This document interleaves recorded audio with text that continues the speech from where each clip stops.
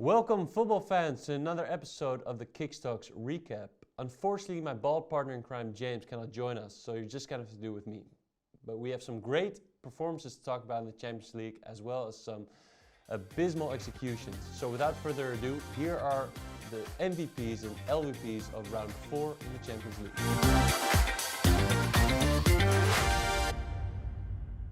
As always, the Champions League brought us some mouth-watering performances, and the first MVP that I want to talk about is Barcelona's Martin Braithwaite.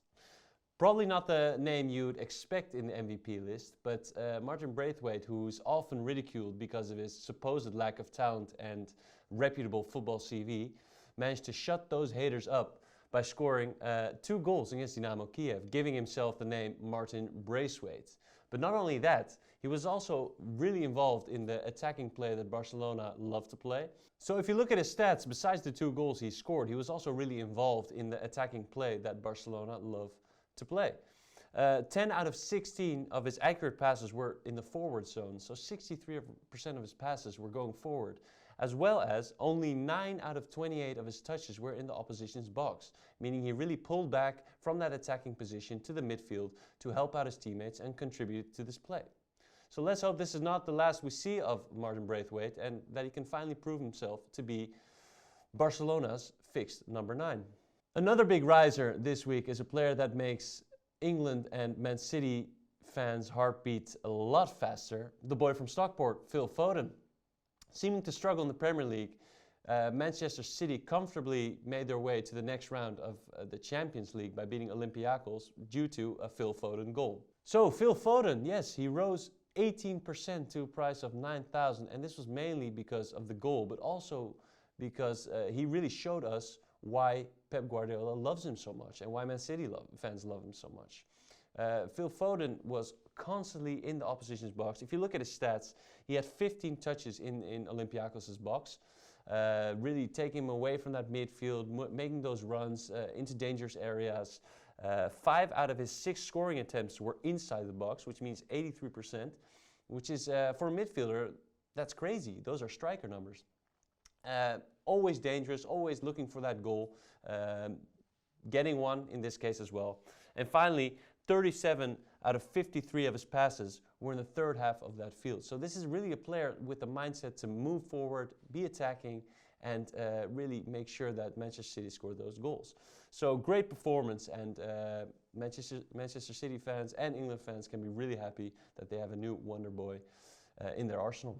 Like last time, there's also an MVP from Borussia Mönchengladbach, and who can blame them? I mean, Borussia Mönchengladbach are topping a Champions League group with Real Madrid, Inter Milan, and Shakhtar Donetsk, so it'd be strange if there wasn't another MVP from that team. This time, it's left back Oscar Wendt. This guy had a stellar game. He scored the goal, which doesn't happen often for a left back, obviously, in a 4-0 win against Shakhtar Donetsk. So Oscar Wendt's stats were off the charts. 7 out of 7 duels he won. He came victorious, and that's a 100% score, something that every defender can dream of.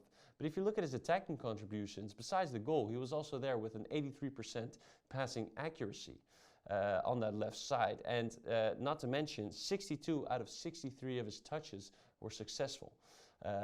So almost again a 100% score, this time 98% score, but nevertheless Oscar Wendt can be truly satisfied with a stellar performance for Mönchengladbach. As always, there were also some players for which it was a night to swiftly forget. The LVPs, the player who decreased most in value, can break portfolios just as much as the MVPs can make portfolios. The first LVP I want to mention is Zakaria Labiat from Ajax, whose story at Ajax is one of ups and downs, and the game against FC Midtjylland was definitely one for the down column. Labiat dropping 16% to a price of 11,000. Tough game for him. Obviously he had the 2 massive chances which he missed, chances that are almost a certain goal, but not for Labiat in the game against Midtjylland. So that definitely did not help his price. But besides that, he lost possession 6 times, and what's even more shocking is he only had 20 accurate passes in 82 minutes. So he wasn't involved in the play at all. His players didn't look for him. He was unlucky, unsuccessful. Let's hope that this was a one-time thing, and on to the next. The next LVP is Chelsea defender Kurt Zouma. Chelsea, who've had stellar performances thus far, especially defensively, keeping a clean sheet in all of their previous Champions League games, had to concede their first goal against Stade Rennes. And seeing as the expectation for Chelsea and Chelsea defenders is so high of keeping that clean sheet, conceding one does not do wonders for a player's price. And in this case, Kurt Zouma definitely felt that one. His price dropped with 16% to 9.8k, and that was mainly due to that he had to concede a goal, but also that he only won 55% of his duels. Kurt Zouma, who we know to be a dominant figure in the air, on the ground, a really tough defender, was not showing signs of his true self against Stade Rennes. Also, 8 out of the 13 attempts that Stade Rennes created were inside Chelsea's box, showing that defensively there were just some errors there, and Zouma was definitely to blame for Stade Rennes getting so many chances and options inside the box.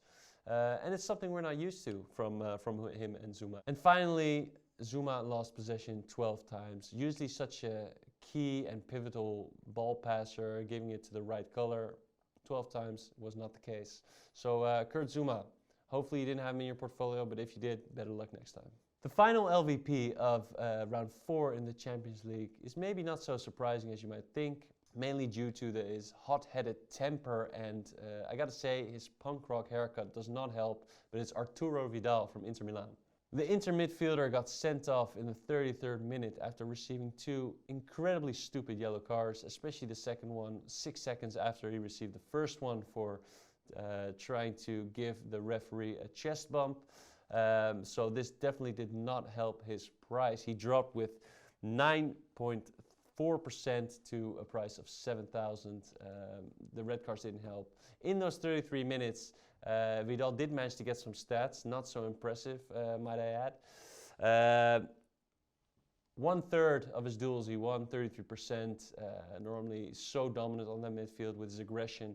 He only won 33% of those duels. And yeah, in his time on that pitch, Inter and Vidal had to concede 7 scoring attempts from Real.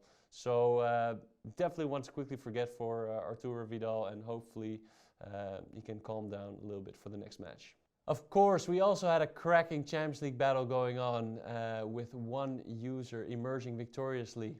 The one and only proved to be the winner by having an increase in his portfolio of 29.9%. Just couldn't get that 30, could you? By having players such as Haaland, Sancho, Fernandes, Braithwaite, Neres, and more. So big congrats to the one and only, well deserved, and let's see if you can do it and reach that 30% increase with the next Champions League battle. Well, that was the Kickstox recap for this week. Stay tuned for our Insights episodes, and as always, if you liked the video, please like and subscribe. Leave a comment who you thought was the real MVP or the LVP, if you agree or disagree with us, and check out our socials to stay up to date on the latest Kickstox tips and tricks. Game on and see you.